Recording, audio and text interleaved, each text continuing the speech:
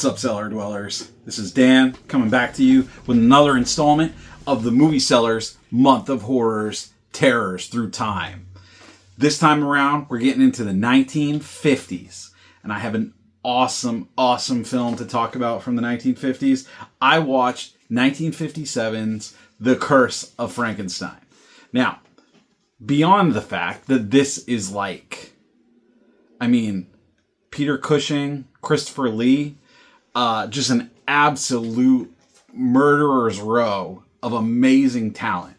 This film is also the first of the Gothic films released by Hammer Films. Now, if you're unaware of this sort of run of movies, this happened from like the 1950s to the 1970s. And these were a bunch of movies that had been previously done in, the 20s and 30s when film and horror was first kind of getting going. Things like the Universal monsters like Dracula and the Mummy and Frankenstein's monster, all that kind of stuff. The Wolfman. These were all redone by Hammer Films in color. Slightly different story, but generally the same kind of vibe. And The Curse of Frankenstein was the first one of these.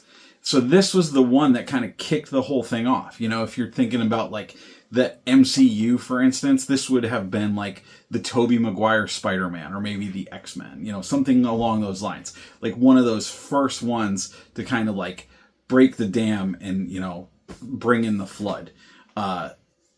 And watching this movie, it's so very clear why this one just really caught everybody by surprise and just really created this mass interest in these kind of movies.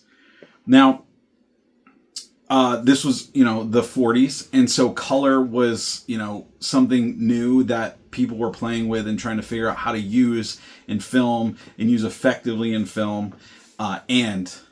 They did an exquisite job with this one. I want to make sure that I note the director, even though he's clearly dead at this point. But Terrence Fisher was the director. He did a bunch of these for Hammer Films. He did Dracula. He did a bunch of Frankenstein sequels, a bunch of Dracula sequels. He worked with Christopher Lee a bunch, Peter Cushing a bunch. These guys that are like the sort of like Mount Rushmore guys of this Gothic horror era of film. He was working with them. And I watched this movie because I wanted to see Peter Cushing and Christopher Lee, just because they're just exquisite performers. And I was not disappointed at all. So, I could get into the plot, but it's the Frankenstein story, right? So you got this guy, Dr. Frankenstein, who figures out how to reanimate the dead. We get a little bit of like a Frankenweenie vibe going early on, where he does it with a dog, which is really interesting. It is worth noting, like, this is a slight variation of the standard story because his sidekick is not like an Igor type of deal. He's working with this guy named Paul, who's fantastic. And I'm sure if Jack was doing this episode, he could tell you the actor's name, or if I was smart enough and had written it down, I could tell you the actor's name, but neither of those are true, so you'll have to look it up or just watch the movie or just take my word for it. But this dude who played Paul was like a really smart dude. He was like kind of Frankenstein, Dr. Frankenstein's like, it seemed like Dr. Frankenstein was maybe like a mentor to him or somebody he looked up to and wanted to work with. But as things like progressively got more insane and Dr. Frankenstein progressively got more like unhinged, he was like, man, like I can't be a part of this. And so he was like the voice of reason. And when he stepped out, there's no more voice of reason. So all the while this is happening, which by the way, just to be clear, Dr. Frankenstein is played by Peter Cushing. And then the monster or the creature, as he's referred to, is played by Christopher Lee. So, Dr. Frankenstein's doing all this stuff. He's in his lab. He's like, doing the crazy mad scientist thing. And at the same time, there's like this love triangle happening where the maid, like the housekeeper, and him are like having an affair. They're like in love with each other. And then this woman arrives, Elizabeth, who is his cousin, but also his fiance. I don't know. Look, maybe this movie was shot down in Alabama. I'm just kidding. If you're from Alabama, just joking. Anyway, I don't know the dynamics there, but ultimately, this is the woman he's supposed to marry. But he's telling that his housekeeper that he's going to marry her. And then she's like, hey, I thought we were going to get married. And he's like, ha ha ha, you're so stupid. I can't believe you thought that we were going to get married. Like, get the hell out of here. So you're like, oh, wow. Like, not only is he like a mad scientist who's like going crazy, like he's also kind of a shitty dude. So that makes it a little more palatable when like he gets his comeuppance. It's unfortunate for Elizabeth because his comeuppance comes in the path of him and the two of them get married, and then she finds out about the monster, and then when he's trying to save her from the monster, he shoots her. She falls off the castle, the home, whatever, and dies. And so this is like the thing, right? Like this monster that he created. This is all his own fault, right? His own doing, his own undoing, you might say. So that, that's the story. You know the story. But much like with Mary Shelley's Frankenstein, which ushered in this like new era of like horror literature, horror novels, the modern horror novel, and probably paved the way for horror films in general. This Hammer Films production of The Curse of Frankenstein ushered in this new era of horror films in color and just with this like beautiful, like vibrant settings. And like, I read this one thing that said, it was in many ways like the first modern horror movie because of like the level of gore and blood and the way that they are able to display it in such, vibrant, intense way. And man, they don't shy away from it. And really, this was one of the more shocking elements of the film to me, is like, it's kind of like gory. Like there's a scene where he like gets eyes from this dude, and, you see the eyeballs in his hands. And, there's a lot of scenes where, violent, like people are like, he cuts a dude's head off, Unfortunately, the scene where he cuts the guy's head off, he goes and dumps it into an acid bath. And that scene existed originally, but was cut from the film. And similar to what I had said about the Spiral Staircase, Freaks, where there was lost footage in Freaks, there was lost footage in this too. So those scenes are gone because this was before digital stuff. And so the footage was just cut out of the film, and then, no one's ever found it. But maybe it's out there somewhere of a head being dissolved in a acid bath in a film made in the 1950s.